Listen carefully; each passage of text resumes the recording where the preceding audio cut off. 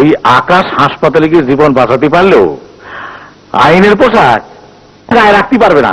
পোশাক যেন আমরা কি না দিছি। তুই চুপ কর। দেখ, তোমার রাজনীতির প্যাস সব জায়গায় চলবো না। আমি ওই বাচ্চারে হাসপাতালে শেষ করে দেবো। আরে তুমি তো এখনো পর্যন্ত ছোট স্কুলই রয়ে গেছো, বড় স্কুল পর্যন্ত যাওনি, তাই বুঝতে পারবা না।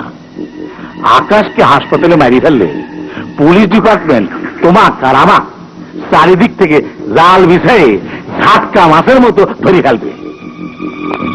আরে শান্ত হও, তুমি দেখ খেলাটা তোমার মানুষ মারা খেলার থেকে কত কঠিন খেলা হচ্ছে আমার খেলা।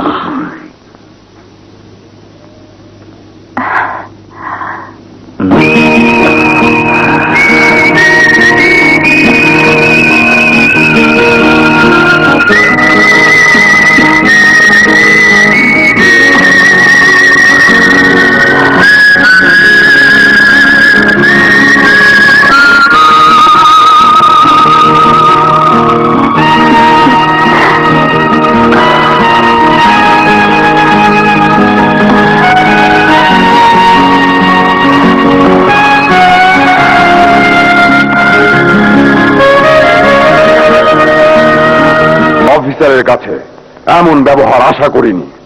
তুমি ডাকাত দলের সদস্য বেগম রানী আর রাজাকে গ্রেপ্তার না করে তাদের সাহায্য করবে।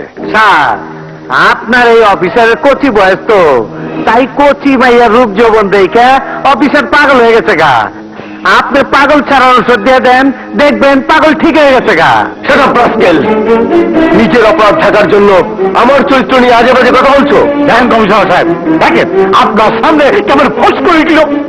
আকাশ, তুমি কি বলতে চাও তোমার বিরুদ্ধে নানা ভাই আর এমপি সাহেব যে অভিযোগ করেছে সে অভিযোগ মিথ্যে? অবশ্যই মিথ্যে স্যার। আপনি জানেন না এই দুজনের অত্যাচারে শান্তিপুর গ্রামের প্রতিটি মানুষের মাঝে এতটুকু শান্তি নেই। আপনি যাদের গ্রেপ্তার না করার অভিযোগ এনে আমার কাছে কৈফিয়ত চাইছেন, একবার জিজ্ঞাসা করুন কেন ওরা ডাকাত হয়েছে, কেন ওরা ঘর ছাড়া বাড়ি ছাড়া, ওদের বাবা মা ভাইদেরকে কেন খুন করা হয়েছে। বলো আমরা খুন করছি? হ্যাঁ, তোমরাই খুন করেছো। তোমরা আমাকে খুন করতে চেয়েছিলে।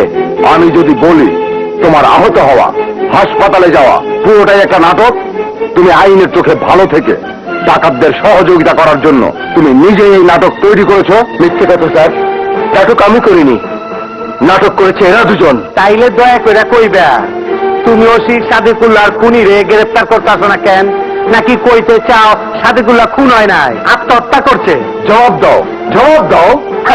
জবাব কি দিবি কমিশনার সাহেব?